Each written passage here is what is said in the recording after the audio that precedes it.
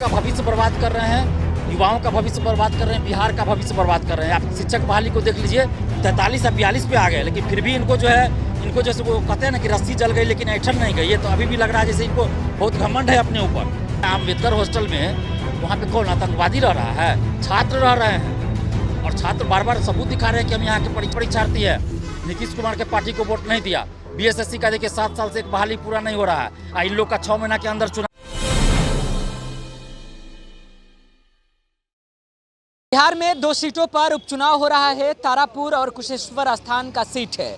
लगातार चुनावी दौरे पर तमाम क्षेत्रीय पार्टियों से लेकर के नेशनल पार्टी के नेता इधर दौरे पर हैं। एक से बढ़कर एक धुरंधर है, लेकिन एक ऐसा धुरंधर भी इस क्षेत्र में भ्रमण पर निकले हैं जिनको देखकर आप सब हैरान हो जाएंगे। लगातार प्रतियोगी परीक्षाओं में हो रहे धांधली के खिलाफ आवाज़ उठाने वाले दिलीप कुमार हमारे साथ हैं। दिलीप जी, सबसे पहला सवाल और पेचीदा, इधर उपचुनाव चल रहा है, सारे नेता मंत्री सब अखाड़े में हैं, आप इधर क्या कर रहे हैं? देखिए, सबसे पहले तो आपको धन्यवाद कि आप पटना से आके इस कुशेश्वर स्थान में बाढ़ से ग्रसित एरिया में आके आप दिखा रहे हैं सब कुछ। बहुत अच्छा लगा हमें। और जहाँ तक मेरे यहाँ आने की बात है तो मुझे इस उपचुनाव से कोई मतलब नहीं है। और जेपी जयंती के अवसर पे 11 अक्टूबर को हम लोगों ने राष्ट्रीय छात्र एकता मंच के वर्किंग कमेटी का ऐलान किया है, 21 सदस्यीय। और उसके बाद हम लोगों ने ये भी कहा था उसी दिन कि हर जिला वाइज जाके हम लोग छात्रों से मिलेंगे, कमेटी बनाएंगे हर जिला वाइज। और उसके बाद बिहार में जो भी अन्याय हो रहा है, छात्रों के साथ गलत हो रहा है, उसके खिलाफ हम लोग लड़ाई लड़ेंगे। और उसी सिलसिले को लेके हम आज इधर आए हैं कुशेश्वर स्थान तरफ, और छात्रों से ही मिल रहे हैं। बहुत सारे छात्रों ने हमें फ़ोन किया था कि आपसे मिलना चाहते हैं, तो इसलिए यहाँ से 1.5-2 घंटा लगता है। मेरा घर जैसा कि आप जानते हैं इसी रोड में पड़ता है, तो मैं अपने घर से बस से आया हूँ यहाँ। और ये रोशन झा जी हैं जो कि फ़ोन किए थे कि मिलना चाहते हैं, तो इनसे भी अभी मिले हैं। और 4-5 और लोग थे स्टूडेंट्स ही, तो उन लोगों से भी मिले हैं। और बगल में यहाँ से आपको आधा घंटा की दूरी पे मेरा ससुराल भी है, आप लोग भी जानते हैं। तो एक तीर से कई शिकार हो जाने वाली बात हो गई कि छात्रों से भी मिल लिए हम, और बाढ़ का एरिया है कुशेश्वर स्थान, उसको भी देख लिए हम कि क्या समस्या है यहाँ लोगों की, और ससुराल का भी भ्रमण हो जाएगा। तो तीनों काम एक साथ हो जाएगा। और जहाँ तक चुनाव की उपचुनाव की बात है, तो देखिए, उपचुनाव में व्यक्तिगत रूप से तो मैं कुछ नहीं कर रहा हूँ, न किसी का विरोध कर रहा हूँ, न समर्थन, न किसी के प्रचार में हूँ। इससे पहले 2020 का जो चुनाव हुआ था विधानसभा, उसमें भी मैंने देखे, आप लोगों ने भी देखा होगा कि किसी पार्टी के लिए मैंने प्रचार नहीं किया था। लेकिन हाँ, इतना ज़रूर कहा था कि नीतीश जी को जितना हो सके उनको कमज़ोर करना ज़रूरी है, क्योंकि नीतीश जी मुख्यमंत्री है और 15 सालों से मुख्यमंत्री है। और लगातार हम लोग छात्र आंदोलन कर रहे हैं, और आंदोलन को कुचलने का प्रयास नीतीश जी कर रहे हैं। और सबसे बड़ी बात कि जब भी हम लोग किसी भी धांधली से संबंधित सबूत हैं, मोबाइल तक देते हैं, मोबाइल नंबर तक देते हैं कि क्वेश्चन आउट था, आप इस पे जांच करवाइए, उसके बाद भी नीतीश जी कोई एक्शन नहीं लेते हैं और उल्टे हम लोगों पे लाठीचार्ज करवाते हैं, जेल भेज देते हैं। तो ये तो कहीं ना कहीं गलत है। मेरा कहना है कि आप हमारी बात को सही मत मानिए, लेकिन हम जो सबूत दे रहे हैं उस पर तो आप जांच करवा सकते हैं ना। लोकतांत्रिक देश है, लोकतांत्रिक राज्य है, तो जो सबूत हम लोग पेश कर रहे हैं उस पर आप जांच करवा सकते थे। लेकिन नीतीश जी क्या करते हैं, किसी तरह की जांच भी नहीं करवाते हैं। सीधा सीधा माने मौनी बाबा बन जाना होता है ना, कि आप कुछ भी कर लो, हम कुछ बोलेंगे ही नहीं, बस अंदर से इशारा करेंगे, आप पे लाठियाँ चलेगी, आपको जेल भेज दिया जाएगा। तो हम लोग लाठी से डरने वाले नहीं हैं और जेल से डरने वाले नहीं हैं। तो ये चीज़ नीतीश जी को अब पता चल चुका है। लेकिन अभी जो उपचुनाव आप जो बता रहे हैं कुशेश्वर स्थान और तारापुर में है, तो हम तो युवाओं से अनुरोध करेंगे। पहले भी हम अनुरोध किए थे, जो 2020 विधानसभा चुनाव हुआ था उस समय भी, और उससे पहले दरोगा जो आंदोलन हम लोगों ने पीटी आंदोलन फरवरी मार्च में किया था, उस समय भी हमने सबसे अपील किया था छात्रों से, युवाओं से, कि आप चाहे तो गधा को वोट दे दीजिए, कुत्ता कोई खड़ा हो जाए वोट दे दीजिए, लेकिन नीतीश कुमार को वोट नहीं दीजिए, नीतीश कुमार के पार्टी को वोट नहीं दीजिए। हमने ऐलान किया था, और देखिए कितना असर हुआ। जितना भी दरोगा बहाली का स्टूडेंट्स है, बीपीएससी का स्टूडेंट एस्पायरेंट है, परीक्षार्थी है, बीएसएससी का परीक्षार्थी है, नीतीश कुमार के पार्टी को वोट नहीं दिया। बीएसएससी का देखिए 7 साल से एक बहाली पूरा नहीं हो रहा है, इन लोग का 6 महीना के अंदर चुनाव हो रहा है।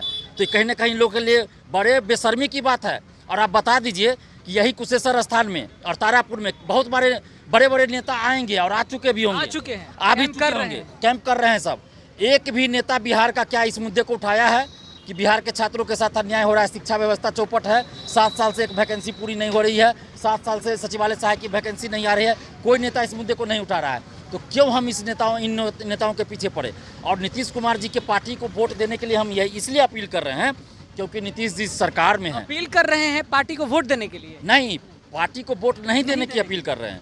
हम बार बार ये अपील कर रहे हैं क्योंकि नीतीश जी मुख्यमंत्री है और जब नीतीश जी हम लोगों की बात को नहीं सुन रहे हैं, लगातार प्रतियोगी परीक्षा में धांधली हो रही है, तो फिर हम लोग उनको वोट कैसे दें। हमने तो कई बार खुलेआम ऐलान किया है कि अगर नीतीश जी हम लोगों की बात को मान ले, हम लोग छात्र युवाओं की समस्या को सुन ले और उस पर एक्शन ले, प्रतियोगी परीक्षा में जो धांधली होती है उसको बंद करे, शिक्षा माफियाओं पे कानूनी कार्रवाई करे, प्रतियोगी परीक्षाओं में पारदर्शिता लाए, तो हम लोग तो नीतीश जी को प्रधानमंत्री बनाने के लिए तैयार है। हम लोग खुद प्रचार करेंगे कि नीतीश जी प्रधानमंत्री बने, गांव-गांव जाके नीतीश जी के लिए वोट मांगेंगे। लेकिन नीतीश जी कर क्या रहे हैं? उल्टा कर रहे हैं। छात्र युवाओं के साथ अन्याय और शोषण कर रहे हैं, भविष्य बर्बाद, छात्रों का भविष्य बर्बाद कर रहे हैं, युवाओं का भविष्य बर्बाद कर रहे हैं, बिहार का भविष्य बर्बाद कर रहे हैं। आप शिक्षक बहाली को देख लीजिए, शिक्षक बहाली के नाम पे नौटंकी किया जा रहा है। आप कितना विरोध हम लोग किए हैं, तो अब थोड़ा सा अकल आया है, तो अब क्या कर रहे हैं कि प्रधान शिक्षक और हेड मास्टर की बहाली बीपीएससी से करवाएंगे। हम लोग बहुत समय से आवाज़ उठा रहे हैं कि इस फैसले से आप संतुष्ट हैं? हम बिल्कुल संतुष्ट हैं, लेकिन इसमें भी कहीं न बहुत सारी खामियां हैं, क्योंकि ये भी एक पैसा वसूली का एक तरीका बना रहे हैं। जैसे कि ये कह रहे हैं कि 12 साल 10 साल का अनुभव चाहिए, तो इससे क्या होगा? जितना भी प्राइवेट स्कूल है, 90% प्राइवेट स्कूल मंत्री विधायकों का है, नेताओं का है, तो फिर सर्टिफिकेट दिया जाएगा। 10 साल 12 साल का जो अनुभव एक्सपीरियंस बनाया जाएगा, सर्टिफिकेट देगा स्कूल वाला और पैसा लेगा, 4 लाख 5 लाख लेगा और सर्टिफिकेट बना के देगा।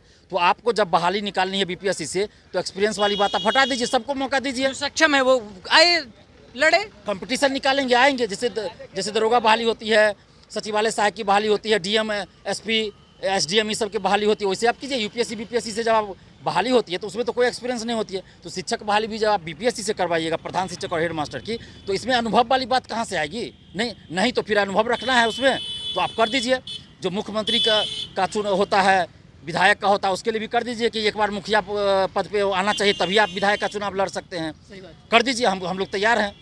तो ये सब चीज़ नीति, अभी देखिए अम्बेडकर हॉस्टल को ज़बरदस्ती खाली कराया गया, तो क्या अम्बेडकर हॉस्टल में वहाँ पे कौन आतंकवादी रह रहा है? छात्र रह रहे हैं, और छात्र बार बार सबूत दिखा रहे हैं कि हम यहाँ के परीक्षार्थी हैं, इस यूनिवर्सिटी में पढ़ रहे हैं, यहाँ पढ़ रहे हैं। आपको हटाना है, उसका तरीका होता है, ज़बरदस्ती मत हटा दीजिए। और आपको छापा मारना है तो पूरे बिहार के जाके लॉज में छापा मार लीजिए, हम लोग तैयार हैं, जहाँ जहाँ स्टूडेंट रहता है। लेकिन उसके साथ साथ आप सारे विधायकों, मंत्रियों और मुख्यमंत्री आवास में भी छापा मरवाइए, आप पता चल जाता है कि कहाँ क्या मिलता है। तो छात्रों के साथ लगातार आप देख रहे हैं कि अन्याय और शोषण हो रहा है। और सबसे बड़ी बात कि जब आप धांधली का सबूत दे रहे हैं, आप नहीं मान रहे हैं, उस पर कुछ बोल तक नहीं रहे हैं, तो इसीलिए हम चाहते हैं कि नीतीश की पार्टी को युवा कम से कम वोट ना दे, छात्र वोट ना दे। और आम जनता से भी हम अपील करते हैं कि 15 साल से जो ये मुख्यमंत्री रह गए हैं ना, तो ये बहुत घमंडी बन गए हैं। अभी भी जो है 73 विधायक दल की संख्या तो गिर गई है, वही तो बता रहा हूँ, 73 और 75 से आ गए, ये 43 और 42 पे आ गए। लेकिन फिर भी इनको जैसे वो कहते हैं ना कि रस्सी जल गई लेकिन ऐठन नहीं गई, ये तो अभी भी लग रहा है जैसे इनको बहुत घमंड है अपने ऊपर। तो ये तो देखिए, कोई कुछ कह ले, मीडिया के लोग आप लोग हैं, जो भी कह लीजिए, चिराग पासवान के चलते इनका वोट कम हो गया, चिराग पासवान ने हरवा दिया हर सीट पे, ये आप लोग इसका कीजिए। लेकिन हम लोग जहाँ तक समझते हैं ना, तो नीतीश जी का जो ये बुरी स्थिति हुई है, तो इसके पीछे सबसे बड़ा हाथ बिहार के छात्र युवाओं का है और बिहार के छात्र आंदोलन का है। अब देखिए ना, फरवरी मार्च में बहुत बड़ा आंदोलन पटना में कई बार हुआ था। उसके बाद हम लोग हर जिला में जाके पटना के ऐतिहासिक गांधी मैदान में बड़ा रैली करने वाले थे, लेकिन लॉकडाउन लग गया कोरोना के चलते, उसके बाद हम लोग नहीं कर पाए। तो कहीं ना कहीं उस आंदोलन का असर हुआ कि हर जिला में, हर गांव में स्टूडेंट सक्रिय हो चुके हैं कि नहीं, धांधली बंद होनी चाहिए। और नीतीश जी को हम बार बार सबूत देते रहे, अभी भी दे रहे हैं कि अगर सबूत हम दे रहे हैं, आप जांच करवाइए। हमने तो यहाँ तक कहा कि आप जांच करवाइए, सीबीआई जांच। अगर धांधली नहीं निकली तो आप दिलीप कुमार को जेल भेज दीजिए, दिलीप कुमार इसके लिए तैयार है। फिर भी नीतीश कुमार क्यों नहीं तैयार हो रहे हैं? 15 दिन के लिए हमको जेल भेज दिए गए कि डर जाएगा दिलीप कुमार, लेकिन दिलीप कुमार डरता नहीं है। आपको डर होता होगा नीतीश जी जेल जाने से, इसलिए आप सृजन घोटाला और मुजफ्फरपुर कांड में बचने के लिए आप क्या क्या किए हैं सबको पता है, बिहार की सब जनता जानती है। लेकिन दिलीप कुमार को डर नहीं है, क्योंकि दिलीप कुमार कुछ गलत नहीं किया है और न कर रहा है, न आगे कुछ गलत करेगा। तो आप दिलीप कुमार को डराने की कोशिश नहीं कीजिए कि जेल में भेज देंगे तो डर जाएगा। एक तरफ तमाम जो नेता हैं वो चुनाव प्रचार के लिए आ रहे हैं, वहीं दिलीप कुमार जो छात्रों के लिए नेता हैं, वो कमेटी जो गठित किए हैं उसको मजबूत करने जिला जिला घूम रहे हैं। बिल्कुल, हमने कहा था कि दिलीप कुमार जो कहता है वो करता भी है। तो हमने कहा था कि कमेटी बनाएंगे, हर जिला जाएंगे, और उसके लिए हम लोग अब निकल चुके हैं, प्रयास कर रहे हैं। अभी बहुत सारे लेकिन चुनावी मौसम में ही आपने कुशेश्वर स्थान क्षेत्र को चूज कर लिया। नहीं, ये तो इत्तेफाक का ये संजोग है, ऐसा संजोग है कि आप इधर से जा रहे थे, आपका नज़र पड़ गई हम पे, तो आप मिल लिए, तो यह खुशी हुई कि चलिए आप मिल लिए हमसे। लेकिन चुनाव के सिलसिले में हम यहाँ नहीं आए हैं। अगर हमको करना ही होगा तो खुलेआम करेंगे, कोई तो हमको रोक नहीं खुलेआम आप कर ही रहे हैं। नहीं, चुनाव प्रचार की बात कर रहे हैं। चुनाव प्रचार किसी पार्टी के लिए, किसी पार्टी के लिए अगर चुनाव प्रचार करना होगा तो हम तो खुलेआम भी कर सकते हैं, हमको कोई रोक थोड़े सकता है। लेकिन हम किसी पार्टी के समर्थक नहीं है, किसी के विरोधी भी नहीं है। लेकिन नीतीश जी का विरोध हम इसलिए कर रहे हैं क्योंकि ये 15 साल से मुख्यमंत्री है और लगातार हम लोग जब मांग उठा रहे हैं तो कोई जांच नहीं करवा रहे हैं और छात्रों के साथ लगातार अन्याय कर रहे हैं। आप बताइए ना, यहीं पे बगल में चल जाइए आप, जनता कोसी महाविद्यालय है, मैंने अभी देखा है क्या स्थिति है उस कॉलेज की। हमेशा इस कुशेश्वर स्थान में बाढ़ रहता है और संजय झा इसी क्षेत्र के हैं और पता चला है कि वो भी कुछ गांव का गोद लिए थे, क्या क्या किए थे। यहाँ से आप एक से एक चीज़ होता है। मुख्यमंत्री जी भी कुशेश्वर स्थान आए थे, बाबा को नमन किए थे, प्रणाम किए थे, उसके बाद चले गए। क्या किए? कुछ किए? नहीं किए। आज तक बाढ़ की समस्या कुशेश्वर स्थान में क्यों नहीं दूर हुई? आज तक यहाँ के जो लोग रह रहे हैं 4 से 5 महीना ये लोग बाढ़ में रहते हैं, पानी में हेल के जाते हैं कहीं भी, तो उस पर किसी का नज़र क्यों नहीं पड़ता है आज तक? आखिर ये स्थिति क्यों है बनी हुई? आज़ादी से पहले भी स्थिति थी, आज़ादी के बाद भी है। क्या ये ऐसी स्थिति है कि ये दूर नहीं हो सकता है? हर साल बाढ़ के नाम पे अरबों रुपया का घोटाला होता है। इन लोगों को जो है बाढ़ जो है अरबों रुपए का घोटाला करने का एक तरीका, इसलिए ये लोग बाढ़ के लिए कुछ नहीं कर रहे हैं। अब 1 मिनट के लिए रोकेंगे। दिलीप, आप पढ़े लिखे युवा हैं, आप यह बताने की कोशिश कर रहे हैं कि 15 सालों से इन लोगों ने भ्रष्टाचार करने का पूरा रास्ता बना के रखा हुआ है, इतने लंबे समय से जब शासन में है। तो देखिए 15 साल से ही नहीं, बाढ़ के मामला में जहाँ तक है तो बाढ़ के मामला में शुरू से भ्रष्टाचार चल रहा है, चाहे वो किसी की भी सरकार रहे, कांग्रेस की सरकार रहे, आरजेडी की सरकार रहे। ये बाढ़ का जो मामला है ना, उसमें लूट खसोट शुरू से हो रहा है और अभी तो कुछ ज़्यादा ही हो रहा है, क्योंकि अभी आप देख रहे हैं टेक्नोलॉजी भी ज़्यादा हो गया है, तो अभी बहुत ज़्यादा हो रहा है। अब बाकी और क्षेत्र में आप कहीं भी डिपार्टमेंट में चल जाइए ना, बिना पैसा का आपको काम नहीं होगा। तो नीतीश जी के शासनकाल में इतना हुआ है कि अफसरशाही बढ़ गया है और आपकी बात कहीं नहीं सुनी जाएगी। हम मंत्री का जब नहीं सुन रहा है अफसर, तो आप जनता की बात तो छोड़ दीजिए ना। अब ये बात दिलीप कुमार तो नहीं कर रहा है, उनके मंत्री का नीतीश जी के करीबी लोग खुद आके कहे थे। मदन सहनी जो मंत्री हैं, हम लोग के क्षेत्र के विधायक हैं, एक दिन भी क्षेत्र में नहीं आते हैं, कोई काम नहीं करते, लेकिन मंत्री बने हुए हैं। जाति और इसका समीकरण बैठा के जीत जाते हैं। इसलिए जीत जाते हैं क्योंकि उनके विकल्प में कोई अच्छा विकल्प नहीं है, उनका विकल्प चाहिए। तो हम लोग के क्षेत्र बहादुरपुर विधानसभा क्षेत्र, वहाँ से वो जीते हुए हैं, लेकिन कभी क्षेत्र में नहीं आते, कोई काम नहीं करते हैं। लेकिन मजबूरी है जनता के साथ ये कि कोई विकल्प नहीं है, कोई पार्टी विकल्प अच्छा नहीं दे पाती है, इसके वजह से ऐसे लोग भी जीत जाते हैं। चलिए एक बार फिर से आते हैं छात्र संगठन पर। कैसा जो कमेटी आपने बनाया था, इस क्षेत्र के युवाओं के जो क्या हालचाल है? आप घूम रहे हैं, मिल रहे हैं, यहाँ भी मीटिंग हुई आपकी, क्या दृश्य रहा? देखिए मुझे तो बहुत अच्छा लगा और जितना मुझे उम्मीद थी उससे ज़्यादा ही हो रहा है। मुझे लगा कि छात्र फ़ोन करेंगे, लेकिन इतना जल्दी फ़ोन करेंगे और एक्टिव हो जाएंगे मुझे विश्वास नहीं था। लेकिन मेरे पास जब से मैंने ये घोषणा किया कि 21 सदस्यीय कमेटी बनाई गई और जिला वाइज कमेटी हम लोग बनाएंगे और जिला भ्रमण करेंगे, उसके बाद हर जिला से हमारे पास दिन भर फ़ोन आता है। और अभी भी यहाँ पे 6-7 स्टूडेंट थे, 6-7 स्टूडेंट थे जो कि यहाँ पे हमसे मिले हैं, फ़ोन करके हमें बुलाए थे, और भी स्टूडेंट आने वाले हैं। तो उन्हीं से हम बातचीत करने के लिए और पर्सनली मिल के बात करने के लिए यहाँ पे हम रुके हुए हैं। चूँकि यहाँ से 2 घंटे का रास्ता है मेरे घर का, तो बस से मैं आया हूँ, तो मैंने सोचा जब फ़ोन किए हैं तो मिल लेते हैं। और ये आपके साथ अभी देखिए रोशन झा जी हैं, जो कई बार हमको फ़ोन कर चुके हैं और इनका भी घर यहीं बगल में है। तो इस तरह से अगर व्यक्तिगत रूप से होता है कि फेस टू फेस मिलने पे थोड़ा अच्छा से बात हो पाता है, तो इसलिए हम आके मिले हैं। और भी लोग आने वाले मिलेंगे, और जिस जिला से भी हमें फ़ोन आ रहा है, हर जिला हम जाके मिलेंगे, पर्सनली सभी स्टूडेंट से मिलेंगे। और हर जिला का कमेटी हम बनाने जा रहे हैं और उसके बाद हर जिला में अब आंदोलन होगा। सिर्फ पटना में ही नहीं बल्कि बिहार के हर जिला में अब आंदोलन होगा। सिर्फ पटना में ही नहीं बल्कि बिहार के हर जिला में, हर ब्लॉक में आंदोलन होगा। और बिहार के छात्र छात्राओं को न्याय मिलना, एकदम मिलना ही है। अच्छा, ये कमेटी कैसे काम करेगी, किस आधार पर काम करेगी? देखिए एक कमेटी है जिसमें हम लोग आपस में मिल बैठ के डिसीजन लेंगे कि आगे कैसे आंदोलन करना है, किस तरह से उसको आगे बढ़ाना है, और उसके बाद सदस्यों को जोड़ना है, छात्रों को जोड़ना है, एकजुट करना है। सबसे पहला मकसद है कि छात्रों को बिहार में एकजुट करना, पार्टी पॉलिटिक्स, जाति धर्म से ऊपर उठ के एक प्लेटफॉर्म पे लाना है। वो राष्ट्रीय छात्र एकता मंच इसीलिए बनाया गया है। तो एक साथ सभी स्टूडेंट्स को लाना है, चाहे आप किसी भी विचारधारा के हो, किसी भी पार्टी को मानने वाले हो, किसी पार्टी को आप वोट देते हो, उससे हमें मतलब नहीं है। हमें है कि सिर्फ छात्र युवाओं के मुद्दे पे आप एक साथ होइए, और जो हमारा मुद्दा है छात्र हित से जुड़ा उस पर हम लोग एक साथ आगे बढ़ें और आंदोलन करें, और सरकार को मजबूर कर दे कि हम लोग की जो बात है, मांग है, पारदर्शिता लाने के लिए सरकारी नौकरियों में, बहालियों में, प्रतियोगी परीक्षा में वो पारदर्शिता लाई जाए। और जो पैसे का जो खेल चल रहा है, पैसे पे नौकरी बेची जा रही है, वो बंद हो। और सबसे बड़ी बात कि हम लोग को ये संगठन इसलिए बनाना पड़ा है कि कोई भी बिहार में ऐसा राजनीतिक संगठन हो, पॉलिटिकल पार्टी या फिर छात्र संगठन इस मुद्दा को नहीं उठा रहा है, न ही सड़क पे उतर के आंदोलन कर रहा है। तो इसलिए हमको मजबूरी में ये सब करना पड़ रहा है। और जब जो अभी विपक्ष में लोग हैं वो अभी इस मुद्दे को नहीं उठा रहे हैं, छात्रों के लिए सड़क पर नहीं उतर रहे हैं, तो फिर इस बात की क्या गारंटी है कि जब वो सरकार में आएंगे तो ये सब चीज़ रोक देंगे, ये सब चीज़ नहीं करेंगे। तो कहीं ना कहीं उनकी मंशा भी संदेहास्पद है। तो इसलिए हम लोग को अपनी लड़ाई अब खुद लड़नी पड़ेगी, और इसलिए बिहार के छात्रों ने मिलकर ये राष्ट्रीय छात्र एकता मंच बनाया है। और कहीं भी छात्र के साथ गलत होगा तो हम लोग लड़ेंगे, और अभी हर जिला जाके हम लोग छात्रों को एकजुट करना पर्पस है। सबसे पहला मकसद है कि छात्रों को पहले एकजुट करना, क्योंकि अभी हम लोग बिखरे हुए हैं। तो ये आप देख लीजिए कि पहली बार इस तरह का काम हो रहा है बिहार में ही नहीं, हमको लगता है पूरे देश में।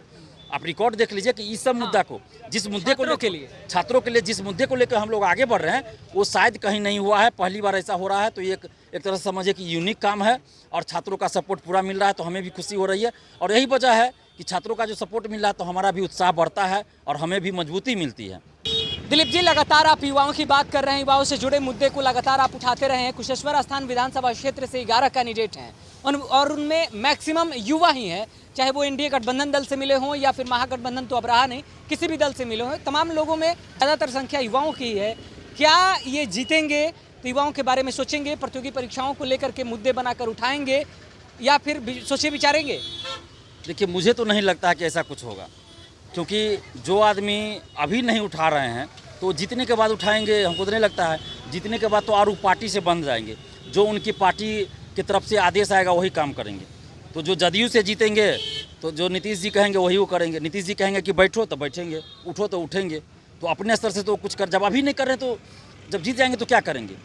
तो मुझे नहीं लगता कि ऐसा कुछ होगा, क्योंकि जो आदमी सरकार में नहीं रहने के बाद अगर इस चीज़ को नहीं उठा रहे हैं, प्रतियोगी परीक्षा में धांधली के विरोध में नहीं बोल रहे हैं, छात्र युवाओं के मुद्दे को नहीं उठा रहे हैं, तो सरकार में आने के बाद क्या बोलेंगे? 2020 चुनाव में भी आप देख लीजिए कि शिक्षा रोजगार प्रमुख मुद्दा बना था, लेकिन चुनाव खत्म होने के बाद कहाँ गया वो मुद्दा?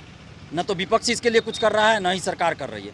10 लाख के जवाब में 19 लाख रोजगार की बात हुई थी, तो न तो 10 लाख वाली बात हो रही है, न ही 19 लाख वाली बात हो रही है। मेरा कहना सीधी सी बात यह है कि जब सरकार किसी की भी बनी है, अगर सरकार कुछ गलत कर रही है तो उसके खिलाफ विपक्ष को तो आवाज़ उठाना चाहिए, विपक्ष को सरकार के खिलाफ सड़क पर उतरना चाहिए ना। तो मुझे तो अभी कोई भी नेता या कोई भी पार्टी ऐसा नज़र नहीं आ रहा है जो छात्र युवाओं के मुद्दे को लेकर सड़क पर आंदोलन कर रहा हो। हम तो नहीं देख रहे हैं। आप लोग अगर देख रहे हैं तो बताइए हम गलत बोल रहे हैं तो मीडिया में आके एक बार बोल देना कि हाँ छात्रों के साथ गलत हो रहा है, बस हो गया। लेकिन हमने कई बार बड़े बड़े नेताओं को भी कहा है कि आप प्रेस कॉन्फ्रेंस कीजिए जहाँ पे सारे मीडिया के लोग हैं, और वहाँ आप बोलिए कि दरोगा बहाली में जो धांधली हुई उसकी सीबीआई जांच करवाए नीतीश सरकार। वहाँ आप बोलिए कि सिपाही बहाली में जो धांधली हुई उसकी सीबीआई जांच करवाए। वहाँ आप बोलिए कि सिपाही बहाली का 6 महीना से रिजल्ट नहीं आ रहा है, वो रिजल्ट जल्द प्रकाशित हो। आप प्रेस कॉन्फ्रेंस करके बोलिए कि बीएसएससी प्रथम इंटर स्तरीय बहाली जो 7 साल से पूरी नहीं हुई वो जल्द पूरी हो। लेकिन कोई भी नेता ऐसा नहीं कर रहा है। हम बार बार कह रहे हैं सभी नेताओं को फोन करके कि आप प्रेस कॉन्फ्रेंस कीजिए और बोलिए कि 7 साल से सचिवालय सहायक की वैकेंसी नहीं आ रही है, जबकि 60% से ज़्यादा सीट खाली है सचिवालय में, तो उसकी वैकेंसी सरकार जल्दी निकाले। लेकिन आप बताइए बिहार का कोई नेता है जो प्रेस कॉन्फ्रेंस करके ये सब बात बोले? आप ही लोग कभी पूछ देते हैं तो एक लाइन में जवाब दे दिए कि छात्रों के साथ अन्याय हो रहा है, लेकिन अपने मन से कहीं बोल देंगे कि हाँ गलत हो रहा है छात्रों के साथ। तो ये तो नहीं होगा ना, ये तो मजाक उड़ाना हो गया। चलिए, कमेटी को लेकर के जो इधर के छात्र युवा हैं, जो जिला जिला आप घूम रहे हैं, पॉजिटिव थॉट के साथ जुड़ रहे हैं? बिल्कुल बिल्कुल बिल्कुल पॉजिटिव थॉट के साथ सभी जुड़ रहे हैं, और एक नया उत्साह है छात्रों में कि चलो कुछ नया हो रहा है, छात्रों के लिए हो रहा है, और सब लोग सपोर्ट कर रहे हैं। क्योंकि हमने पहले भी कहा और आज भी कह रहे हैं आपके चैनल के माध्यम से कि हमारा संबंध किसी भी जाति धर्म या किसी भी पॉलिटिकल पार्टी से नहीं है। हम किसी जाति धर्म में बंधे हुए नहीं हैं। हम सिर्फ और सिर्फ छात्र युवाओं के लिए काम कर रहे हैं। तो हम किसी का जाति भी नहीं पूछते हैं, ना ही जाति धर्म से मतलब ही नहीं है, ना ही किसी पॉलिटिकल पार्टी से मेरा मतलब है, और सिर्फ छात्र युवाओं के हित के लिए हम काम कर रहे हैं और आगे भी करते रहेंगे। चलिए, बहुत बहुत धन्यवाद दिलीप। हर हाल में प्रतियोगी परीक्षाओं में धांधली की खबरें आती ही रहती हैं, चाहे सरकार अपने तरफ से कुछ भी दावे कर ले, लेकिन हालात जो दिलीप कुमार बता रहे हैं यही हैं। अब सबसे बड़ा सवाल तो यह है कि दिलीप कुमार ने जिस कमेटी को लेकर के गठित किया है और अब जिला जिला घूम रहे हैं, उसका कैसा रिस्पांस रहता है और कितनी मजबूती के साथ यह कमेटी गठित की जाती है और वो कमेटी कैसे काम करेगी। ये तमाम ऐसे प्रतियोगी परीक्षाओं से जुड़े हुए मुद्दे हैं जो बिहार के आने वाले समय में भविष्य तय करते हैं, लेकिन भविष्य को लेकर ना नीतीश कुमार सचेत हो रहे हैं और ना ही विपक्ष इसे मुद्दा बनाकर नीतीश कुमार के खिलाफ इस्तेमाल कर रहा है। विपक्ष की चुप्पी किस तरफ इशारा कर रही है ये समझ से परे है। हालांकि नीतीश कुमार लगातार कोशिश करने के बावजूद भी विफल रहे हैं। नीतीश कुमार बयान जरूर देते हैं, बयानों में स्पष्ट तौर पर रहता है कि ईमानदारी से बता रहे हैं हमको कुछ पता ही नहीं है, नीतीश कुमार, जरा खबरों को देखकर आप अवगत हो जाइए। इसीलिए हम लगातार कवरेज करके प्रतियोगी परीक्षाओं से जुड़े हुए मुद्दे को उठाते रहे हैं। फिलहाल दिलीप कुमार से जुड़ी हर एक गतिविधि हम बताएंगे। खासतौर पर कुशेश्वर आसान विधानसभा क्षेत्र में दिलीप कुमार क्या कर रहे हैं ये तो आप जान ही गए। आगे ये क्या करेंगे हम भी अपने सोर्स के जरिए जरूर पता लगाएंगे और फिर बताएंगे कि क्या ये पार्टी के प्रचार कर रहे हैं या वाकई कमेटी गठित करके एक बेहतर छात्रों के लिए मंच तैयार कर रहे हैं। फिलहाल Subscribe now and press the bell icon. Never miss an update.